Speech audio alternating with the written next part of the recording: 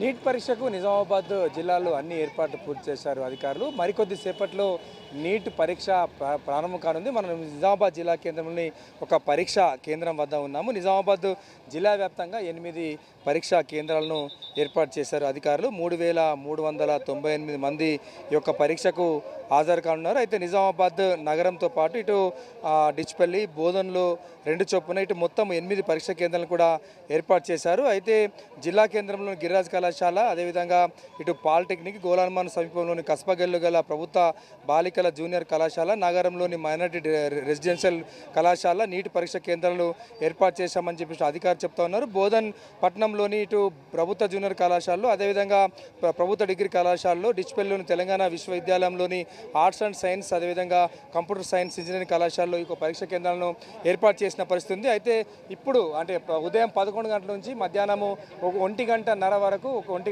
వరకు ఇటు విద్యార్థులను లోనికి అనుమతిస్తూ ఉన్నాం. విజువల్స్లో చూస్తూ ఉన్నాం. మొత్తం పూర్తిగా చెక్ చేసిన తర్వాతనే వారిని లోపలికి పంపిస్తున్న పరిస్థితి ఉంది. అడ్మిట్ కార్డుతో పాటు పైన పాస్పోర్ట్ సైజ్ ఫోటో, అదేవిధంగా మరొక పోస్ట్ కార్డ్ సైజ్ ఫోటోను అతికించాలని చెప్పేసి ఇప్పటికే అధికారులు సూచించిన పరిస్థితి ఉంది. అదేవిధంగా వారి యొక్క అప్డేట్ ఆధార్ కార్డు, లేటెస్ట్ ఫోటోతో కూడిన ఐడి ప్రూఫ్లు కూడా వెంట తెచ్చుకోవాలని చెప్పేసి చెప్పినటువంటి పరిస్థితి ఉంది. అయితే దివ్యాంగులు ఎవరైతే ఎగ్జామ్ రాస్తారో వాళ్ళు కూడా దివ్యాంగులకు సంబంధించినటువంటి సర్టిఫికెట్స్ కూడా వెంబడ తీసుకొని రావాలని చెప్పేసి అధికారులు సూచించిన పరిస్థితి ఉంది. అయితే మనం వెళ్ళేటప్పుడు ఎలక్ట్రానిక్ సంబంధించినటువంటి మొబైల్ ఫోన్లు కావచ్చు, డిజిటల్ వాచ్లు కావచ్చు, బ్లూటూత్లు కూడా ఎటువంటివి కూడా తీసుకొని వెళ్ళొద్దని చెప్పేసి ఇప్పటికే అధికారులు చెప్పిన పరిస్థితి ఉంది. అయితే ప్రతి పరీక్ష కేంద్రం వద్ద 163 BNS అమలు చేస్తూ ఉన్నారు. గుంపులుగా ఎవరు ఉండవద్దని చెప్పేసి ఇటు అధికారులు సూచిస్తున్న పరిస్థితి ఉంది. అయితే మొత్తం మీద ఇటు నిజామాబాద్ జిల్లాలో ఈసారి మొట్టమొదటిగా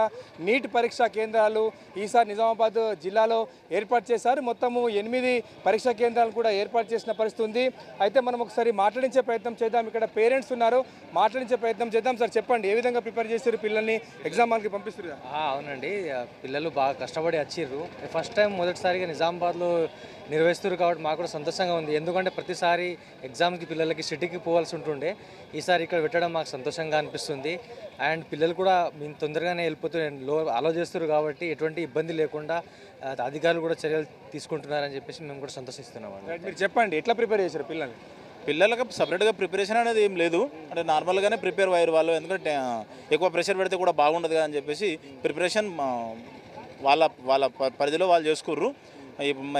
ప్రత్యేకంగా ఏంటంటే మనకు నిజామాబాద్లో సెంటర్ వేయడమే ఇది ఒక చాలా సంతోషకరమైన.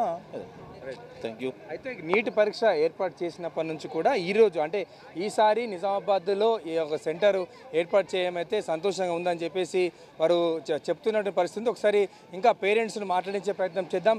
మేడం చెప్పండి, అసలు అంటే ఏ విధంగా ప్రిపేర్ చేశారు మీరు పిల్లల్ని? ఏ విధంగా कैसा प्रिपेयर करा? अच्छा प्रिपेयर करे सर, 1 ईयर से लॉन्ग टर्म करके अच्छा। लास्ट ईयर वैसा हो गया था, अब ये साल बच्चों भी एक्साइटेड है एग्ज़ाम के वास्ते, अच्छा प्रिपेयर करे ऐसा बच्चों को।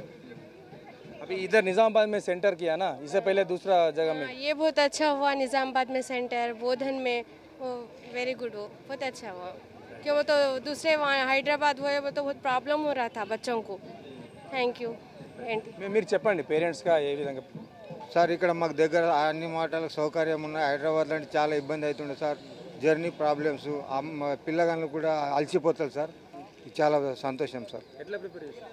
ప్రిపేర్ నేను హైదరాబాద్లో కోచింగ్ ఇప్పించాను. అక్కడే కూడా బాగానే చెప్పారు సార్. మా అమ్మాయి గవర్నమెంట్ కాలేజీలో చదివింది, ఇంటర్ పూర్తి అయింది సార్. మంచినే మార్కులు తీసుకున్నాయి, నంబర్ 1 మార్కులు వచ్చినాయి sir. Okay sir, thank you sir.